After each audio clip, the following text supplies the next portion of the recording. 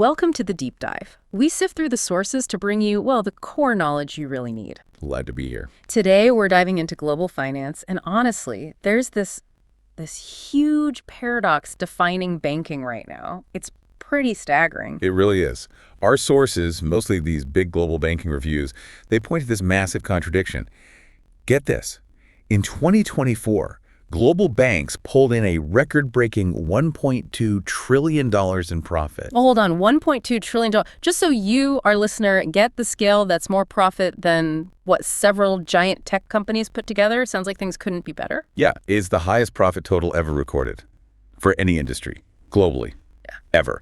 Wow. But, and this is the paradox you mentioned, despite hitting this absolute peak profit, capital markets value these same banks almost 70% less than the average for all other industries. Okay, that is the ultimate head-scratcher. How can you be raking in more cash than anyone else on Earth, but investors treat you like a risky bet? That's exactly the question we're tackling today. Our mission here is to cut through that confusion and figure out the fundamental shifts driving this weird situation. Okay. The sources argue it's not just some market blip. It's more like a reckoning. Driven by tech, driven by how customers behave now. And the core message seems to be, the future isn't about being the biggest anymore. Not about sheer heft. Right. It's about being the most focused, mastering precision. Okay, precision. Let's unpack that valuation gap first, because that skepticism is just, it's incredibly sharp. How are investors actually, showing this difference? You see it clearly in how bank stocks trade.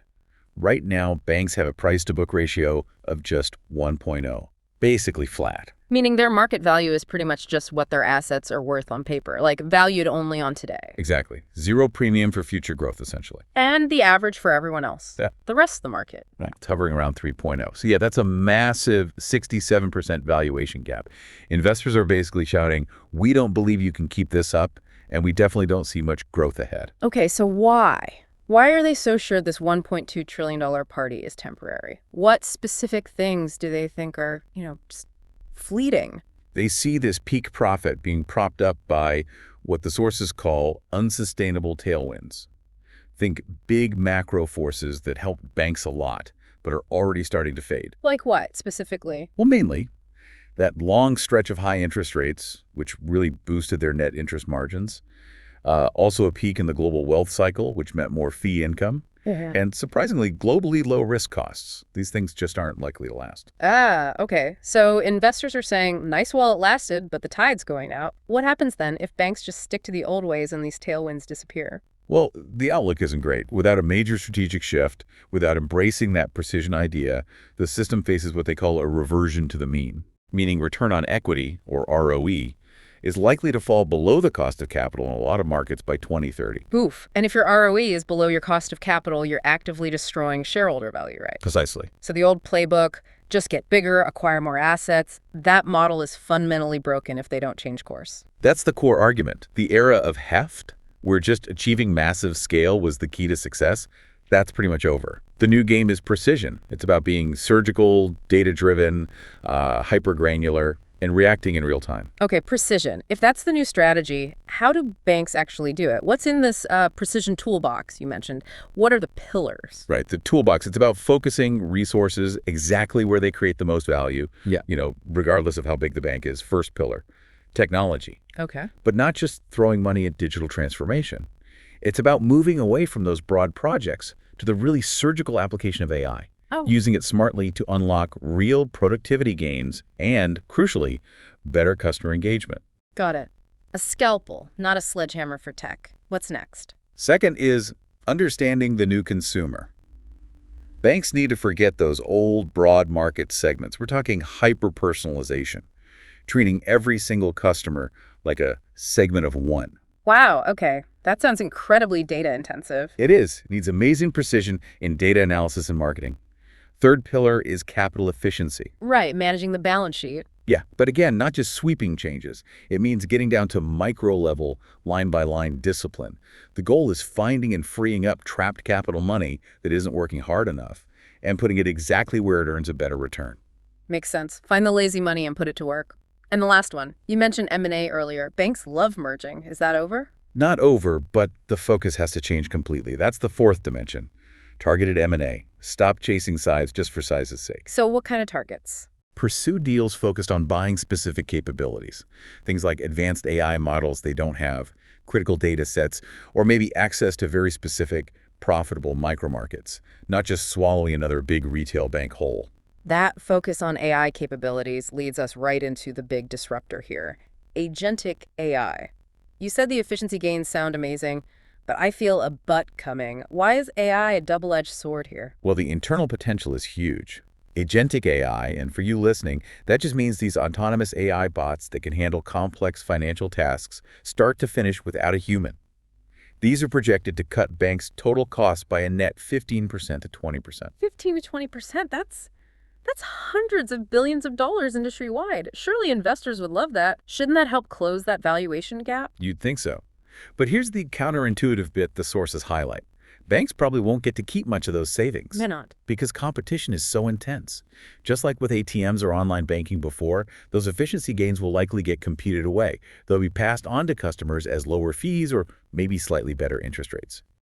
So the internal AI savings just become the new baseline, the new cost of doing business.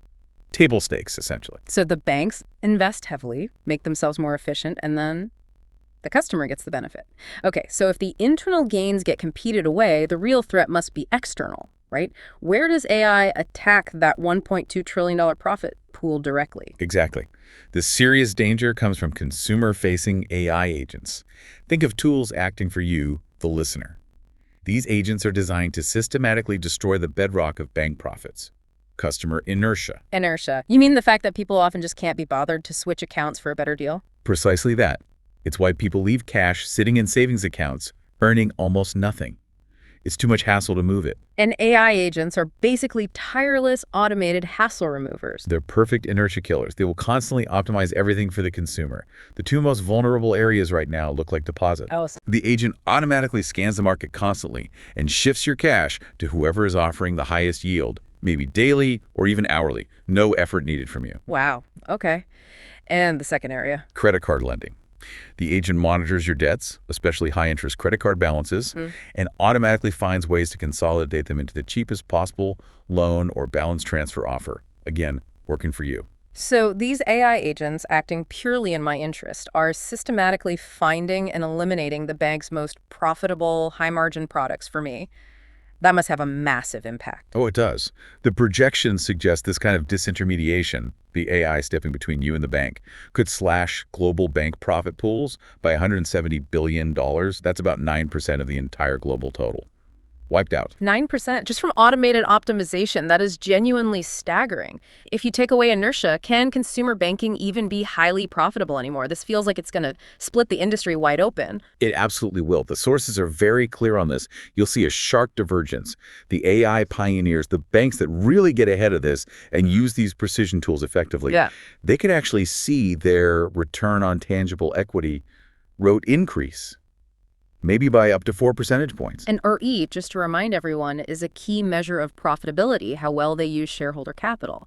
A 4-point ROE increase is huge in banking. It's massive. Yeah. But the flip side, the slow movers, the banks that lag behind, they face becoming increasingly irrelevant, stuck with high costs, watching their profits get steadily eroded by these consumer AI agents. Okay, let's shift to the customer side of this revolution then, because you mentioned the new consumer, and it sounds like loyalty is just evaporate. Oh, completely. The days of picking a bank when you're young and sticking with it for life?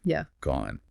The data here is pretty shocking. How bad is it? For people opening new checking accounts in the U.S., the loyalty loop, meaning they just stick with their current bank without even looking elsewhere, that's collapsed. It was 25% back in 2018. The projection for 2025, just 4%. 4%. Wait, so nearly everyone shocks around now? Like 4 out of 5 loyal customers vanished in just 7 years. Pretty much. It means trying to grow just by relying on your existing customers. That strategy is dead in the water now. So if loyalty's gone, where's the new battleground? How do banks win new customers? The fight is now won or lost much earlier. It's all about the initial consideration set, the ICS. That's the very small group of brands, maybe just 2 or 3, that pop into your head first when you think, I need a new bank account or I need a mortgage. If you're not in that initial mental shortlist, you basically already lost. So top-of-mind awareness that brand primacy is everything now. Absolutely critical, more than ever before. And younger generations, Gen Z, millennials, they think differently about banks too, right? How does that change how banks need to get into that ICS? Yeah, they do have different priorities. It's interesting, actually. Counterintuitively, perhaps, they often value great customer service and getting guidance more than just finding the absolute lowest price. Really? More than cost? Often, yes. Yeah. And crucially, they also tend to be less comfortable making really complex financial decisions all on their own. Which makes them Much more open to advice, to guidance, and naturally, very open to using those AI optimization tools we were just talking about. They see them as helpful assistants. Okay, this all sounds very digital first, very mobile centric. Does this finally mean the physical bank branch is, obsolete, time to sell the real estate? That brings us to what the sources call the channel paradox. And it's really important. Yes, mobile is dominant usage hit 63% in 2024, up from 41% just back in 2020. Huge growth. Right. But the physical branch is still incredibly important, especially for acquiring new customers and money, particularly in North America. How important are we talking? Like, really? Get this. In North America, in 2024, branches accounted for 72% of all new checking account openings. And even more staggering, 90% of the actual new money, the new balances acquired. 90%. 90% of new deposits still walk through the physical door, if that's true.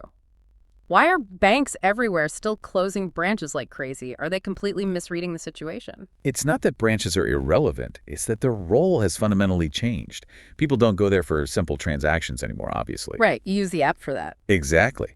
But they do still want that human connection, that face-to-face interaction for the big stuff. The complex moments, the emotionally charged decisions, getting a mortgage, planning for retirement, maybe setting up accounts after a major life event. Okay, so the winning strategy isn't digital or physical, it's blended. Perfectly blended, seamlessly integrated.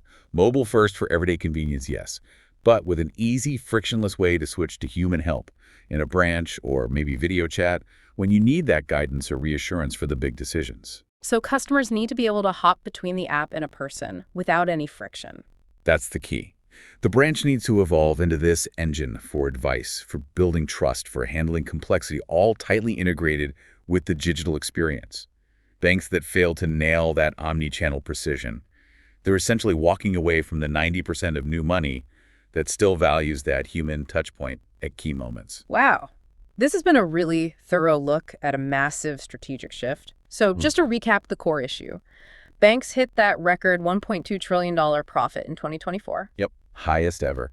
But investors see it as a temporary peak, mainly because the old strategy of just getting bigger heft isn't equipped to handle the disruption from technology and changing customer expectations. That really is the heart of it. Future success, according to these sources, it all hangs on adopting these precision strategies. Which means surgically applying AI internally, achieving that deep hyper-personalization for every customer, mastering the seamless blend of digital and human channels. And honestly, doing all of that is probably just the baseline needed to even get into that initial consideration set in the first place, and then defend yourself against the profit drain from those consumer AI agents. Right. At the end of the day, the market seems to be betting heavily on this future of disintermediation, where the AI works for the consumer, not for the bank. Exactly.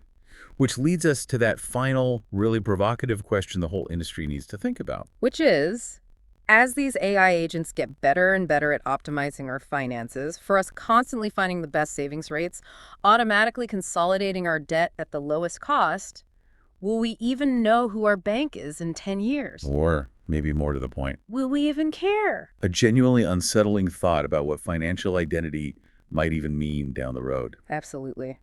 A lot to think about there. That's all for this deep dive.